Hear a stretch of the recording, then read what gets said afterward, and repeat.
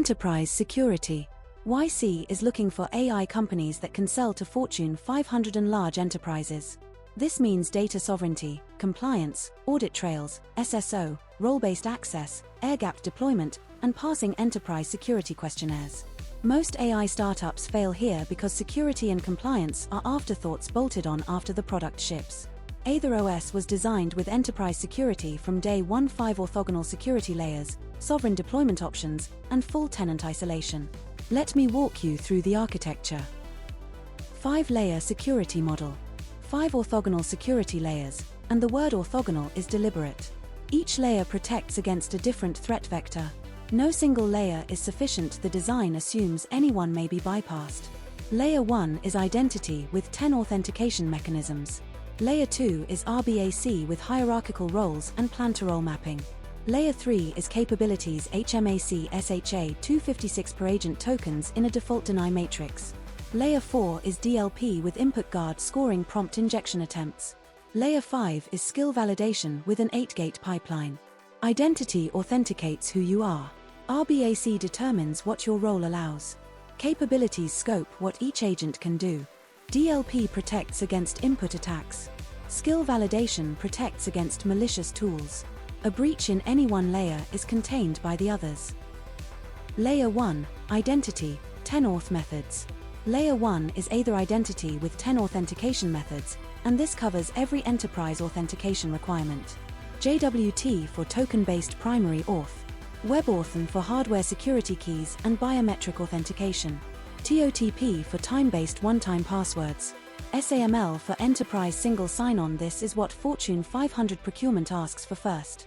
OIDC for OpenID Connect Federation. SCIM for automated user provisioning and deprovisioning. Add someone in Okta, they appear in AitherOS. Magic Link for email-based passwordless authentication. Cloudflare Access for zero-trust proxy integration. ED25519 for inter-service signing with 5-minute tolerance and nonce caching. And conditional access for context-based policies. Location, device, time of day restrictions. Password policy enforces minimum 12 characters with a history of 5. Lockout after 10 failures. 60-minute idle timeout. Layer 2, RBAC versus Layer 3, capabilities. Why both RBAC and capabilities? Because they serve fundamentally different purposes. On the left, RBAC is human-friendly broad strokes, 12+ hierarchical roles, plan-to-role mapping that bridges billing and authorization. Broad permissions like the professional plan can use creative tools. Groups organize users by function: marketing, engineering, administration. The implementation is in libsecurity AitherRBAC.py. On the right, capabilities are agent-friendly surgical precision, HMAC SHA 256 signed tokens, per agent default deny enforcement. Surgical grants like Demidage can read Genesis but cannot access secrets. The 1235-line capability matrix lives in config capabilities.yaml, enforced by Capability Engine at 756 lines. RBAC governs what humans can request. Capabilities govern what agents can do autonomously. You need both. Layer 4, DLP plus input guard. Layer 4 protects against input attacks, and this is where AI-specific security lives. Aither input guard scores every input for prompt injection attempts, jailbreak patterns, PII exposure, and data exfiltration signals. The scoring threshold is 7. Anything at or above 7 is blocked and logged to Chronicle. Subscores cover prompt injection using pattern matching plus semantic analysis, known jailbreak bypass patterns, PII detection for social security numbers, credit cards, phone numbers, and emails, and suspicious output patterns that might indicate data exfiltration. Aither Inspector provides deeper PII, credential, and sensitive data scanning. Both work together. Input guard is the fast gate on every request. Inspector provides thorough analysis for flagged content. This is the layer that enterprise security teams want to see before they approve an AI vendor. Layer 5, skill validation, 8 gates.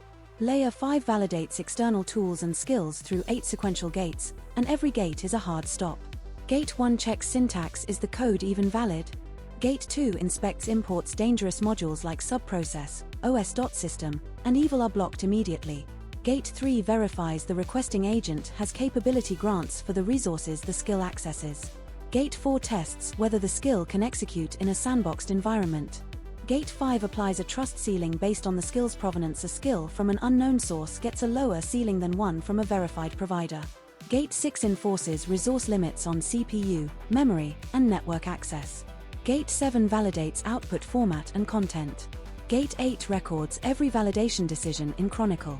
Skills below the trust ceiling are rejected. No exceptions. Sovereign deployment. 4 deployment modes serve different enterprise needs, and the critical point is that the same codebase deploys to all 4. Local developer mode runs a minimal stack with MCP tools and local models fastest inner loop for development. Team Cloud runs shared Genesis, Node, and Veil with pooled inference SARS style for small teams. Enterprise Dedicated provides customer-bound resources with dedicated GPUs, stronger audit controls, and data isolation. Sovereign on-premises puts everything on customer-controlled infrastructure with BYOK, bring your own keys, and data residency guarantees. Configuration differences are environment variables and compose profiles, not code branches. When a Fortune 500 says they need on-premises deployment, the answer is yes, same product. Tenant isolation guarantees. Tenant isolation is architectural, not just row-level filtering, and this distinction matters for enterprise procurement. Every tenant context enforces namespace isolation across 6 dimensions. Database uses DB per tenant, not just a tenant_ID column, separate databases. Secrets are namespaced under tenants. Slug one tenant's credentials are invisible to another. Fluxbus events use channel prefixes. Events from one tenant never reach another's subscribers. Strata storage paths are prefixed per tenant. Cache keys use composite prefixes. And LLM routing respects per tenant effort caps. The platform tenant is the only one with empty prefixes, full visibility. The public tenant is a shared space for unauthenticated traffic that cannot read into any user tenant. This passes enterprise security questionnaires. Compliance infrastructure. Compliance infrastructure is extensive, and most of it is built and running.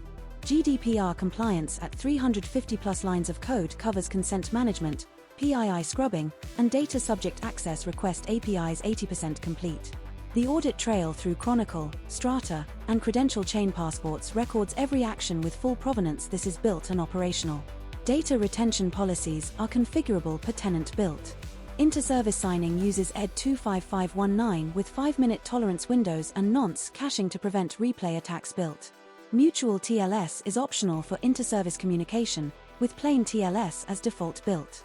Session management enforces 60-minute idle timeouts and limits concurrent sessions to 5 per user built. This is not a roadmap. This is running code. CI/CD maturity. CI/CD maturity is a key enterprise signal, and this is where AitherOS shows operational seriousness.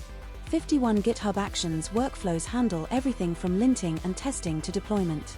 37 Terraform files define GCP infrastructure modules. The deployment strategy uses ring deployment changes roll out to canary instances first, then expand to wider rings. AI-driven code review runs in CI, catching issues before human review. Cosign image signing ensures container integrity. Every image is cryptographically signed.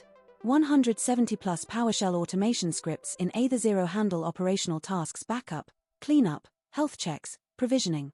This level of operational maturity is what enterprise procurement teams look for before they sign. Evidence table. The evidence is in the code, not the slides. Aither identity with 10 authentication methods in services security. AitherIdentity.py. Aither RBAC with 12+ roles in libsecurity. Aither RBAC'd, PY with role data in libsecurity data. RBAC. Capability engine at 756 lines in libcore. Capabilityengine.py. The capability matrix at 1,235 lines in config. Capabilities.yaml. Aither input guard with injection scoring in libsecurity. AitherInputGuard.py. Aither inspector for DLP scanning in services security. AitherInspector.py. Skill validator with 8 gates in libskills. SkillValidator.py. Credential chain passports in libsecurity. AitherCredentialChain.py. GDPR compliance.py at 350+ lines. Every one of these is a file you can open. Gap analysis. 4 gaps, and the biggest one is a process gap, not a technical gap. Hi, no SOC 2 certification yet. The technical controls exist in RBAC, audit trails, DLP, and encryption, but formal SOC 2 assessment has not been completed. This typically costs $50,000 plus and takes several months. It is a checkbox exercise when the controls already exist, but it is a required checkbox. Medium, no SBOM software bill of materials generation yet, though cosign image signing is in CI.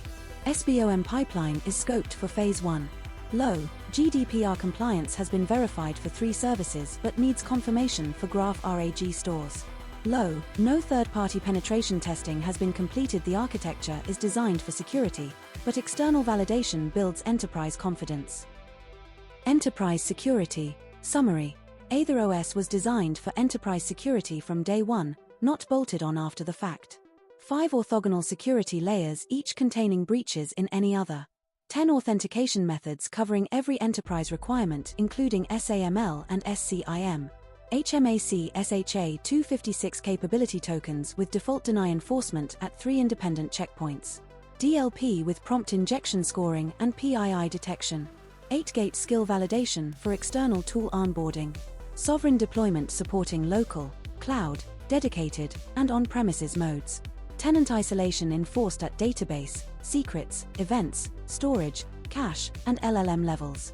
GDPR compliance infrastructure at 80%. 51 CI/CD workflows with ring deployment and cosign signing. 80% alignment with YC's selling to F500 category. The gap is SOC 2 certification, and that is a matter of money and time, not architecture.